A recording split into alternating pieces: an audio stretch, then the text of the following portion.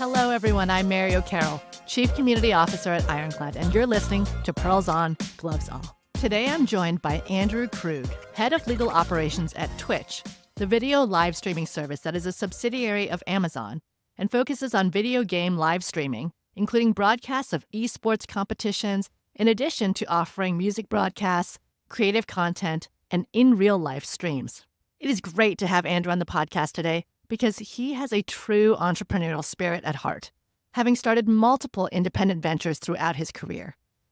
He has also held strategic roles across diverse, mature industries spanning technology, healthcare, defense, and gaming. At Twitch, he uses his eclectic experience to drive innovation and streamline legal operations by bridging the legal domain with the business and product worlds. As someone who has held so many unique roles, including project management, program management, and product management, Andrew and I had a great initial conversation about how program management skills are so needed in the world of legal operations, but likely the skill set that is also the most lacking or least developed in our field. We dive into that a bit today on the podcast and talk through what it means, what it can do for your organization, and why it is so critical if you want to become a truly impactful and strategic differentiator to your leadership team. We wrap up with a great conversation about leadership and people management, during which Andrew shares great nuggets of wisdom about how to lead and motivate your team by giving them a sense of purpose. Hey, Andrew. Hello. Welcome. Thank you for having me. Yeah, welcome to the show. You and I, we had the very good fortune of meeting and connecting one separate time from this. And I have to say, you were one of those people who I met with and I immediately said, you've got to be on the podcast. So excited to have you here. I found you to be someone with a really unique background. And I think that background lends itself to a successful role in legal operations. And I also thought that you had really strong perspective on what it takes to make an impact. Plus, unusually, you had a stint as a community manager, which I think makes you and I the only two people possibly on this planet who have had roles both in legal ops and community management. So really excited to be chatting with you today. Let's just start with some background on like who you are and what you do. Yeah, you're right. I've had a very eclectic professional career, somehow weirdly all merging to legal operations. It's perfect. That's how it works. You know, I started in the early days of the internet with AOL was considered the internet, and taught myself how to do web programming, front end and back end, and parlayed that into like a IT career. I was a director of IT for a nonprofit healthcare association. Did that for a few years and then decided I wanted to lean more into program management and had an opportunity to go work for the Army of all as a defense contractor, doing research and development for RD Ecom down in Fort Belvoir, Virginia. And that was a blast. I mean, talk about, at one point I had my own sort of sole proprietorship. So learning contract law from a fire hose is the best way to explain that. And the RFP, RFI process and being parts of red teams, green teams, blue teams, purple teams, all that sort of stuff. That was a blast. Again, we got to research new stuff. A lot of what we did was simulation based. So using kind of video game technology, but also seeing how that played out in the real world with developing real things. And at some point, I've been a video gamer my entire life, and I was really into this video game. And this company spun out from Google, and they had a position for community manager. And so I talked to my wife, and I was like, look, I've got a great career here, but I really am a gamer at heart. Should I pivot my entire career and everything that I've built up to this point to chase this? And she said, what's the worst that happens? You don't get it, and you've got a great career. So I applied, and I did get it. And it was a startup. I was employee number 36. I was a startup. You wear all sorts of hats. You do all sorts of things. So leveraging my data background, yes, community management was my focus, but creating data models to figure out how many people are going to attend our events, doing game mastering, placing the actual things in the game for people to enjoy, working with our product managers to determine what new in-game items we should sell or create and what those prices should be, and creating policies. And I mean, as a startup, you just wear many hats. That was a blast. Did that for 4 years, but then had the itch to get back into product management and create things myself. Found a role right down the road from me. I'm in right outside of Washington, D.C. with Bethesda at Bethesda Softworks, their publishing company.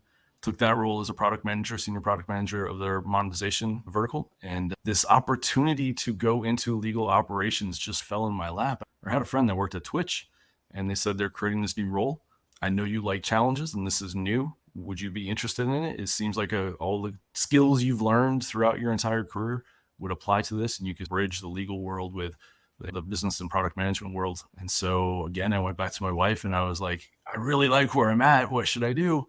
And again, her sage advice was apply. And what's the worst that happens? So I should get that tattooed or written up somewhere. So I did, and it worked out. And now I'm at Twitch as the head of legal operations. So Amazing. And just as a side note, I love a supportive spouse. That is it's been just great. awesome. Just to let you do what you need to do is great. So you've done there's a bunch of different directions we can take this, but you've done 3 of the P managements, the product management, program management, project management, which are really important hires in Mhm. a legal operations function. They are distinct and they come with different skills, but I think they're often conflated, confused. We interchange those terms, but you and I have had a conversation about how we think those are actually pretty different. I would love to get into that and what your views are on that. But very first, quickly, tell me, what does the Twitch legal department look like? How big is it? What does the legal ops team look like? And what are you guys all responsible for? Yeah. So I can't give specific numbers. We have our own internal policies about that. What But are yes, what are we responsible for?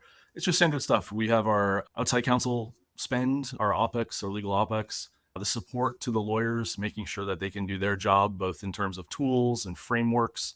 We have a IP enforcement group that works under me as well for copyright and trademark and all that as well. It's knowledge management. It's, I think, if you went on clock and saw there, I forget if it's 12, but it's all of those things. it's 12 because it's a clock. No one seems to. Oh yeah, there you go. That's why it's easy for me to remember. Thank you. Yeah.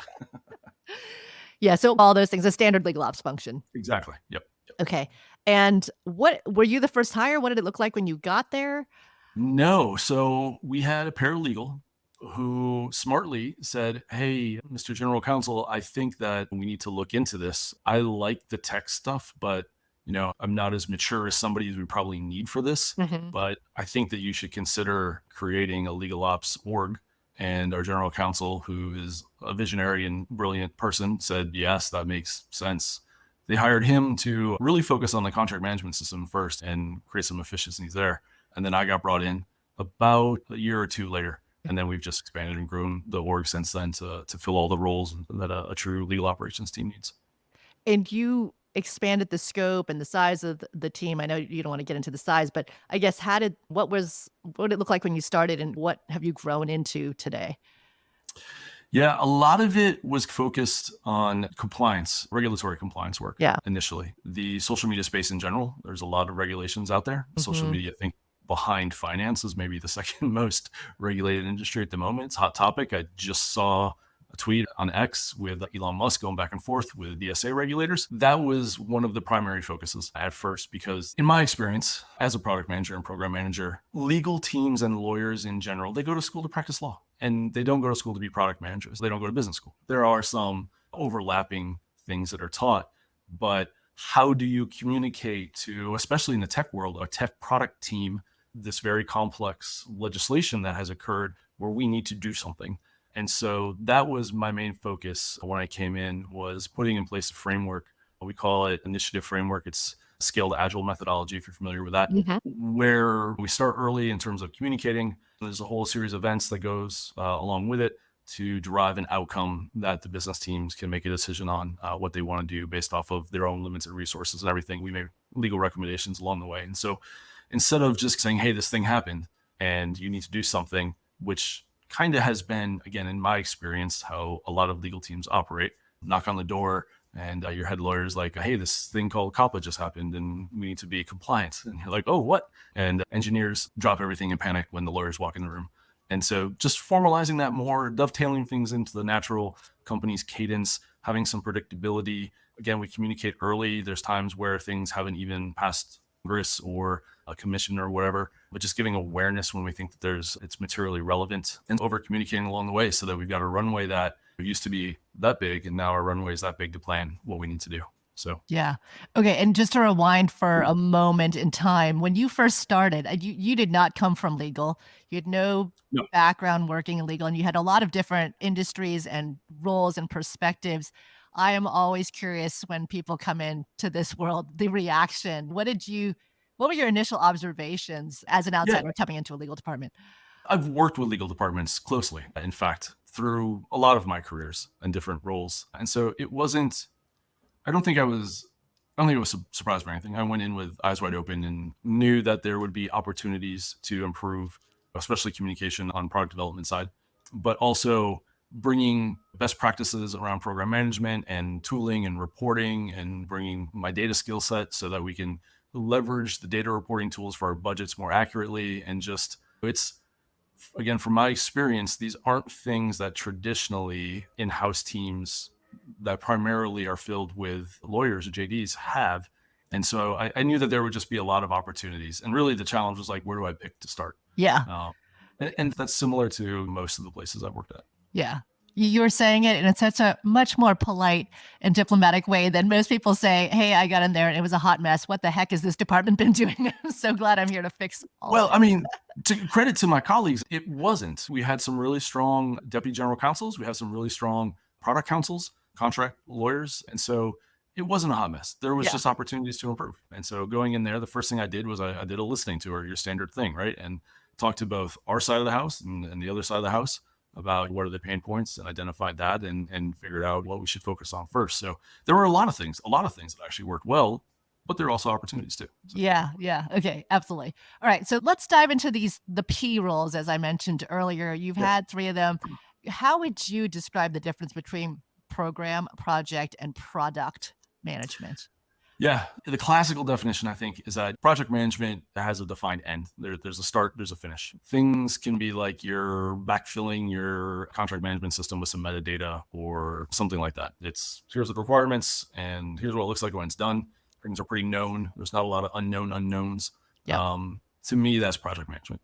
Yep. Program management, if you took the PMP course, it's supposed to be made up of multiple projects, but to me, there's a little bit more unknown. Like you're either managing a series of things, corporate compliance program management, for example. There's PCI, there's SOX, that sort of stuff. And some of that's defined, but maybe it's not defined as to how you're going to do it and how you need to do it internally, who you're going to reach out to. It's ongoing. It will never stop. Even if that individual report ends, there'll be another one coming next week. And so owning that area of the business basically is in my mind what program management is. Compliance program managers on legal teams in the tech world. Again, if it's external regulatory, they're going to work with the lawyers to figure out what the requirements are to pass on to the engineering teams. And then product managers, really, they own the business. They're the ones who are going to be held responsible for the decisions of what we make, what we don't make, and why. They're the ones who are assessing what the value is and trying to figure out what the higher priorities are to do to actually put something in place. A lot of legal teams don't have product managers because a lot of legal teams don't produce much in terms of software features or widgets or whatever it happens to be. Those exist on product teams usually. And so that's one of the big gaps I see, because it's just, you may have compliance program managers, you may have other program managers on a legal team, but being able to speak the product world when you're asking a product team to build something is a skill that I think a lot of legal teams don't necessarily have that I've seen so far. Even in all the skill sets required to be successful in legal operations, program/product management is the one that is most missing. Is that probably the right way to say it? Yeah. I mean, I think the goal of the legal team when you need to build something should be to empower the product teams to make an informed decision based off of the resources and the company priorities, right? You can't just walk in there and say, we got to do this thing and everything's a high priority. You know, that if you have all high priorities, you have no high priorities. Mm-hmm. But it goes beyond that, right? We're just talking about the DSA. Take the DSA, for example. That's a really complex, large piece of legislation along with its companion, the DMA. And so where do you start? Go through, chunk it out. What are the things that are materially relevant for the company? Prioritize those, high, medium, low, use the Moscow approach, whatever it is, but prioritize those. And then within that bucket of priority, go through and do a risk assessment and set a score to it. So you can have all must-dos or highs, right? But you're going to have various ranks within those highs. And that really provides a roadmap to any product team. You hand that off to them and they're going to be like, wow, now I know where to focus. I know where to start. I know what the trailhead is. And how do you do that? What do you base your scores off of? How do you do the risk assessment? There's a lot of different things and different teams should have different assessments. But that's the stuff that a product manager does on a daily basis, figures out the value and the impact, right? That I don't think a lot of legal teams have or experience. So. Yeah. And as we were chatting about it, and as I think about it, it does seem to me there's been so much talk, even on this podcast, in the last year or two, the transformation of this role, the maturity of the legal ops function, the becoming more strategic, being less of just an executor and more of big picture thinking and solving all these big problems that you just mentioned. And that's why we started with we need project managers. We know in the early days we got to get from point A to point B and we just need people Right. to execute and do it well and make sure it gets done.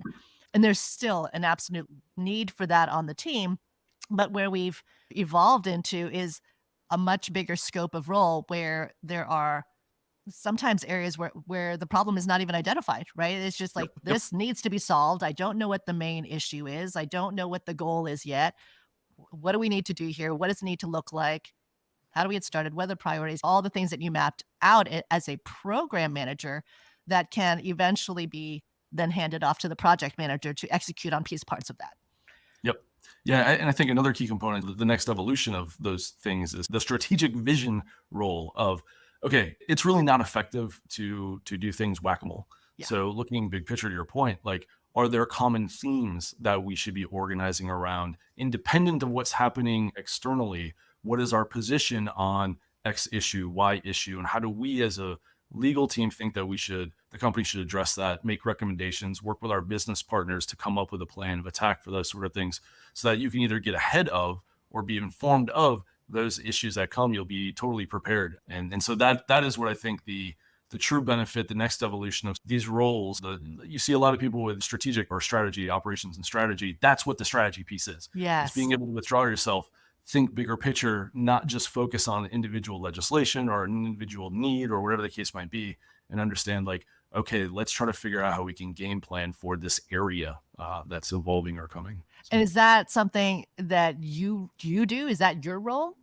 Part of it, yeah. We have a team, we have a working group that we usually set up. And so we'll have a working group that's comprised of lawyers and paralegals and myself and others. And we'll, yeah, figure out what the position should be, what our recommendation should be through the legal lens, and then work with our business partners to figure out what the solution might be for that. And it might be something that they don't even implement. They just put it on their backlog or they have it on their roadmap or whatever the case might be. But it's being prepared and it's using some of those engineering best methods where you can add something to your backlog. You've got it mostly scoped, or you have a good idea of what the level of effort is. And when it comes time to pull it out, you just pull it out and go off and run. This area of work is a marathon. It's not about sprinting to the finish line on anything. Yeah. And so what you're describing, I think, is the structure, the outcome, the responsibilities that most people in legal operations want to have. That's that we keep talking about how to become more strategic, how to be a right hand to a general counsel. These are the things that I think make the role much more impactful, much more valuable, much more strategic. Can you talk about how you got there? Did it just happen that way? Did you have to prove yourself? Like, how does it? And I ask that because it is often if a new regulation happens, let's say, and it affects your company, it's often a lawyer that is tapped with figure out what needs to be done. But in my view, in my experience, things move a lot better when you put someone from the legal operations team to program manage that with the lawyer who knows what the regulations are, what needs to be done, but the program manager can actually bring it to life across cross-functionally, different parts of the company, bring in the right people, like you said, prioritize, figure out what the steps that need to take place, and so on and so forth. Yeah, I mean, there's no magic sauce. I mean, I think it's experience. It's that's really what it boils down to. Well, you had I had that a background, conversation with right? her. Yeah, I mean, I had a conversation with our general counsel. I drew from the experiences of being on the product side in my interactions with our lawyer team, being at the startup and our interactions with the legal team to understand what we have to do for compliance for those products. And then having a conversation with the general counsel of these are the benefits. Here's a plan. Here's what we would get out of it. Here are the pros and cons. This is how we can measure success. And it wasn't a really hard sell. He saw the writing, he saw the metrics and said, yeah, like, do it. So And so how does it work practically? Are there actual people with the program manager title on your team? Are there product managers on your team?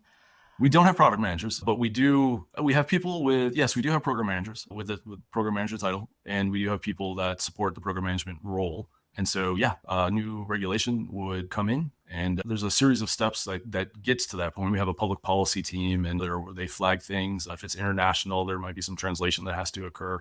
And then our product lawyers will usually look at something and assess it. And then it gets to a point where it's materially relevant. They'll bring me or whoever is in the role of the program manager in. We capture it as an initiative. And then we'll work with them to create the set of documents to inform our business team, and then have a series of conversations with the business team. Again, it's never a surprise. We're not waiting to the end. Yeah. It starts off with what we call an awareness meeting, where it's just, hey, this is coming. It might be 12 months down the road. It might be 6 months down the road. Things are in the regulatory world and compliance space. Things can happen any moment, or they can take years to develop, right? But just giving them that awareness so that when they're planning for things, they're aware of it and they know of it. And then we go through a series of refining and understanding. Once things pass, we'll try to do a gap analysis when things get close. And then when things are formalized and written and passed, then we'll do a gap analysis on that, figure out what our legal recommendations are, write up that document I talked about with the priorities and scores and everything. And then we have a series of meetings with all of our internal stakeholders. What's best for the business? What does this actually mean? Dig into this question, that question. And then the outcome is we have a solution, or maybe the solution is not a solution because we're already compliant or whatever the case might be. But, there's an outcome that's documented. And then we also use Jira. So I'm a big proponent of meeting your clients where they're at. Mm-hmm. And if the team that we're going to be interacting with, at least in this area of the business, is using a specific tool predominantly, we track and do all of that in Jira so that we have an entire chain of custody. We go from the public policy to the legal side, can link it directly to the individual stories that the engineers are working on. And so it provides a sort of holistic view of what's going on. Awesome. And so the programs that you've mentioned are mostly regulatory compliance. Are there other types of programs that you leverage your program managers for? Oh, definitely. Yeah. I mean, anything you can think of internally. So if we want to improve our contract management system, we have somebody that'll look at that. If we're spinning up IP ops enforcement, we have people that will assess and look at that. Anything you could think of, anything that there might warrant looking at to see if there's any efficiencies or opportunities, budgeting tools, that sort of thing, reporting. Yeah, it's an endless list of things that could be applied. Yeah. So very, very similar to our team. We had a program management team as well. And it was a lot of the cross-functional challenges. It was anything that was on our GC or CLOs. We call them OKRs, but here are the big goals for the department this year. And it could be anything from work-life balance or figuring out how to do professional development or technology tools or regulatory. Any of those things would fall into the responsibility of figure out what the issue is, figure out what the goal is, and make it happen. Yeah. Do cost benefit, figure if it's worthwhile. Yeah, absolutely. Okay, great. As you're thinking about building out your team and the functions, and again, the skill sets that you and I have just talked about are pretty different from, I think, what traditional legal operations people have done in the past, which we have a lot of project managers, we have a lot of outside counsel specialists, we have a lot of technology project managers, data specialists. But for program management, where are you hiring for this? What are you looking for in terms of background? Yeah, that's a really good question. It depends on the role. There are some roles where we will look for someone that may have a project management background and understands and has some experience with some of the best practices in terms of how to do risk management or that sort of thing. And then I'll just train them how to basically think like a program manager, how to act like the program manager and what the tools are. There's a bunch of overlap. So it's not as if they'd be starting from scratch. And then depending on the other role, aptitude. If I am interviewing someone and they just knock everything out of the park, answer everything right, and demonstrate that they've got the passion and the aptitude to do a job, my team and I will train them as to how to do program management. So it's a lot of in-house. It's just a lot of knowledge sharing as well. We do training. We will send them, again, I'm a big proponent of meeting the clients where they're at, sending folks to get some of the Scrum training and Scrum certificates, for example, so they at least know the language of the product teams that they're interacting with. It's something that we definitely do. And just educating folks internally as to what we're doing and what we're trying to accomplish. Okay, so you mentioned Scrum. Are there any other external trainings, courses, books, online things? What people are always asking, how do I get better? What would you recommend?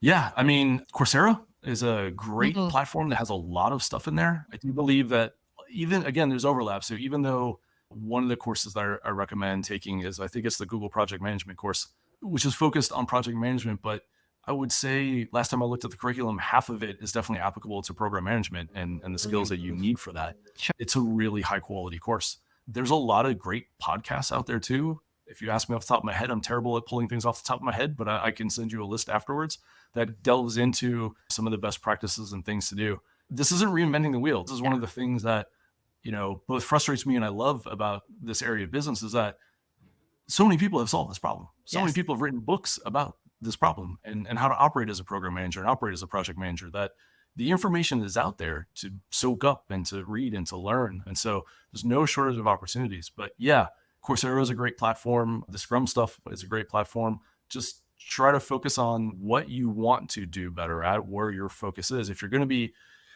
to lean into corporate compliance, you're not going to need the Scrum stuff, right? But if you're going to go work for a tech company that builds products and you want to help them in the regulatory world, that probably might help you out. I don't know that there's a universal, but there are some things that transfer between. I don't believe there's the program manager certification from PMI, but I believe the criteria for that is you have to have your PMP first, because again, they view it as a hierarchy.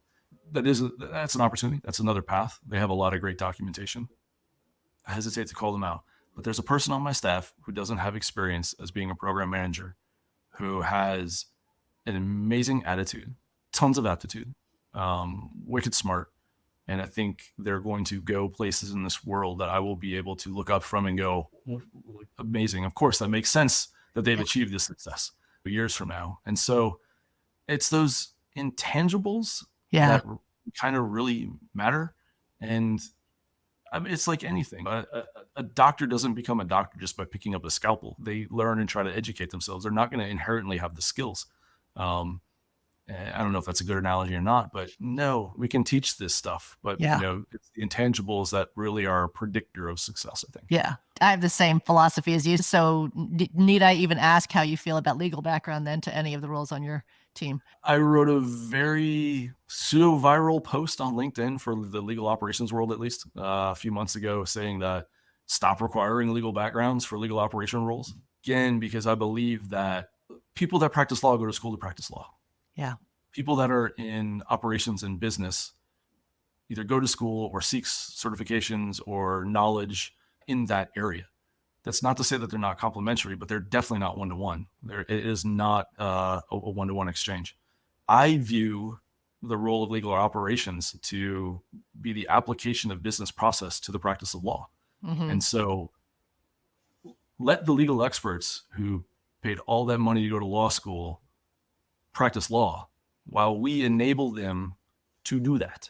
And I don't need a legal degree to be able to write SQL for reporting budgetary reasons. I don't need a legal degree to do program management. I don't need a legal degree for providing support for tooling. It's actually better to have some technical fluency. Yeah. Because in your support of these legal professionals, they're going to be asking you, like, how do I know what my outside counsel spend is? I need a report for this. Or what is this tool? AI is a big topic. In fact, today you just had a whole roundtable on it. And so making sure that you understand that and having some technical fluency is, in my opinion, more important than having a legal background. I can't practice law anyway. I can't give legal advice because I'm not a lawyer. Yeah. Nobody's asking me for legal advice, though. They're asking me for business advice.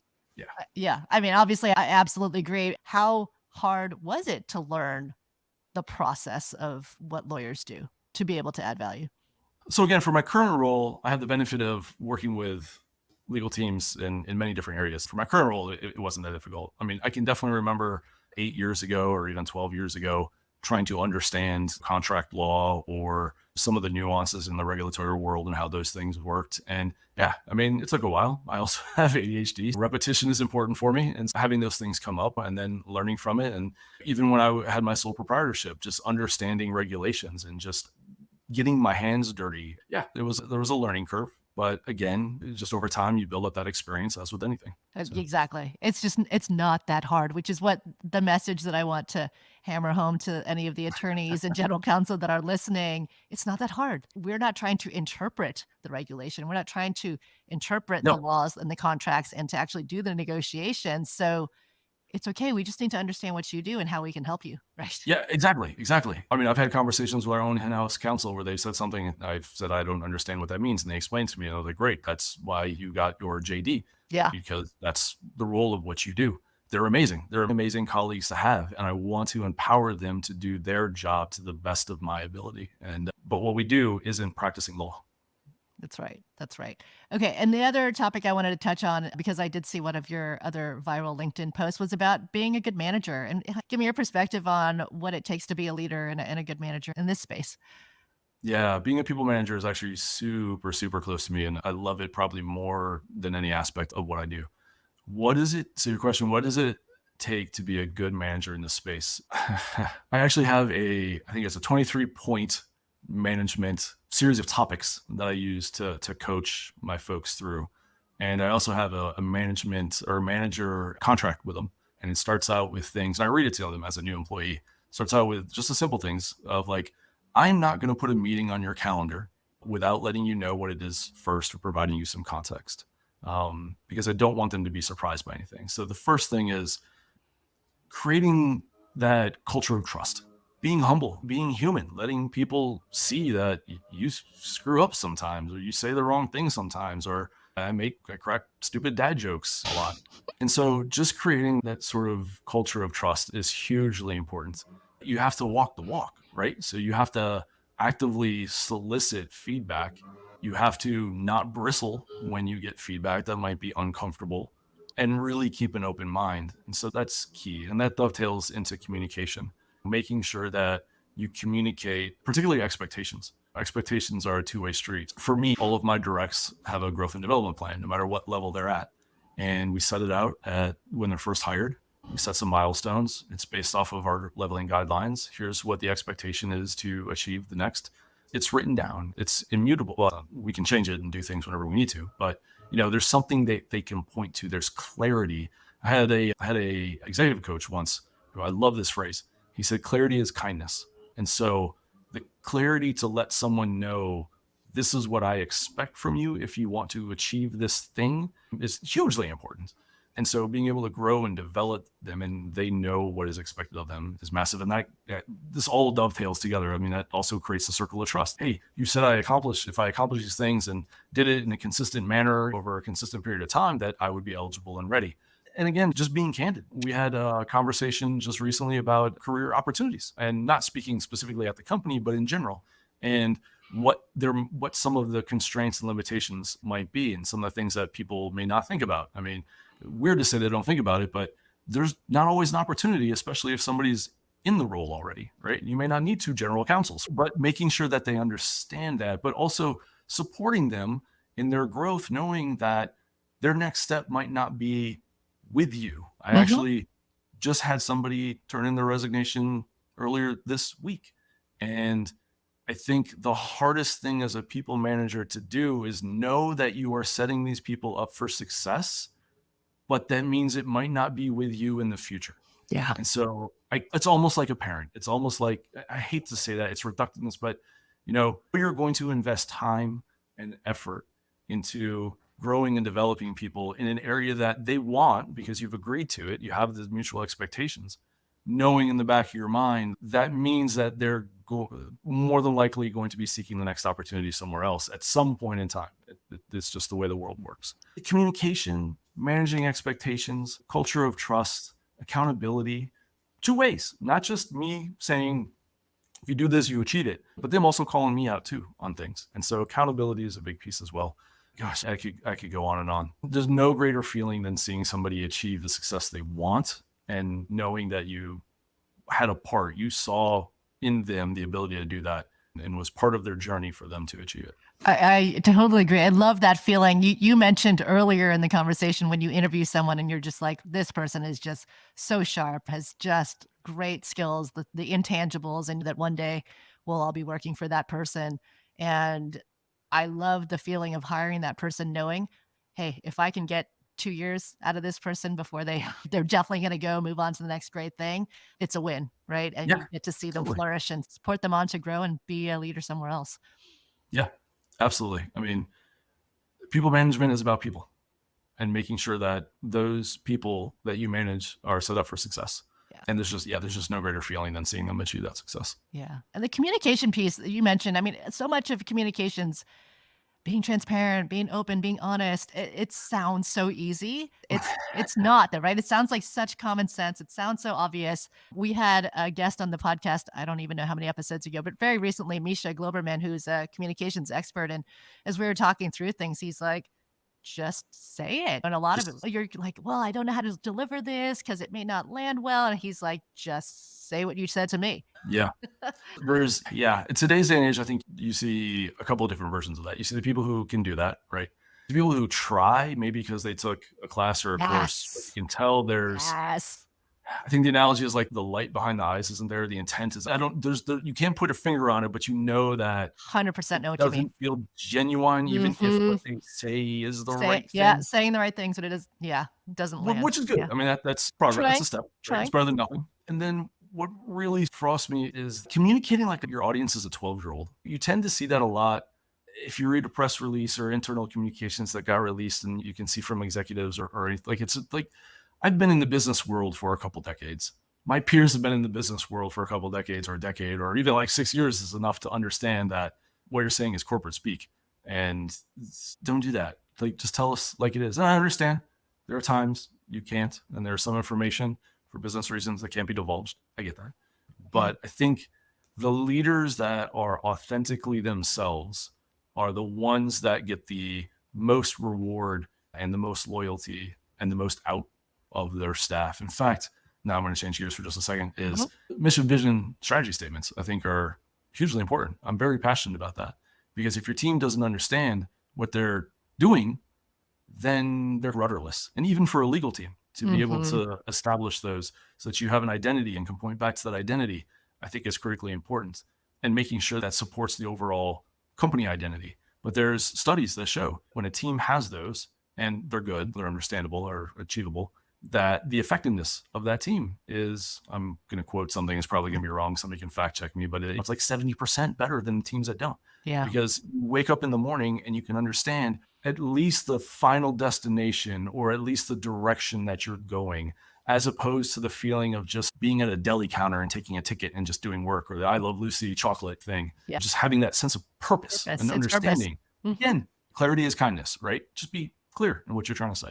Yeah. Well, and also it gives them independence, initiative, if they know what the end goal is, if they all are rowing in the same direction. We've got a purpose. You don't go into your job every day thinking, I've just got to produce widgets. You're thinking, ooh, maybe there's other ways for me to get there or to help us get there. Or I see something that can get us there faster. And it allows them to see themselves, I think, as a different role in the Totally. organization. Well, and you know what? Talking about teams, that's another important thing. Giving your employees agency, empowering and enabling your teams to do things is hugely important. I'm sure we have all worked at places where somebody might be categorized as a micromanager, and just how suffocating and how toxic that can be. Yeah. Um, Encouraging people, like, you're going to fail, you're going to make mistakes. That's okay. There aren't many of us in this world that actually have a role where a life is dependent upon us and the actions that we do. And so give your teams the agency to explore. Let them come to you with ideas, enable them and empower them. It's unrealistic to think that you will be able to indulge every whim of theirs and everything they want to chase, but you can whittle it down. You can Yeah. figure out what is actually possible. What are the opportunities to go into whatever area or the thing that they're thinking about. You don't want to have to suffocate them with reviewing every work output, editing their narrative style as opposed to editing the actual facts, the Yeah. content, right? That's a big thing. That's a morale killer. There's just a lot of those things. Give your people the agency to be themselves. We speak about having our authentic voice. Let them have their own authentic voice too. Totally true. So as you look back in your career and where you are now, are you happy that you fell into legal operations? Are you enjoying this? Oh, I love it. Yeah. I mean, if you can't tell, it's truly, in such a weird way, it is truly the merge of all of my experiences in a perfect way that I never would have foresaw years and years ago. No, yeah, Yeah. it's crazy. I love it. I love that. The magic of looking back on your career and saying that it all led me to this is such a good feeling, right? That it's just like Oh, it, definitely. it worked out, it's perfect. It uses all my skill sets and experiences. It's awesome. Good. Andrew, such a pleasure. Thank you so much for your time, for sharing such great perspective. I was right that I needed to have you on the podcast, so I'm so glad Thank that you you for having came me. on. This was fun. We can sit talk about this all day. I know we could, I know. But I am looking at the clock and it's time to say goodbye. So thank you again. I so appreciate it. Thank you. Take care. Thanks everyone for listening. We'll see you next time.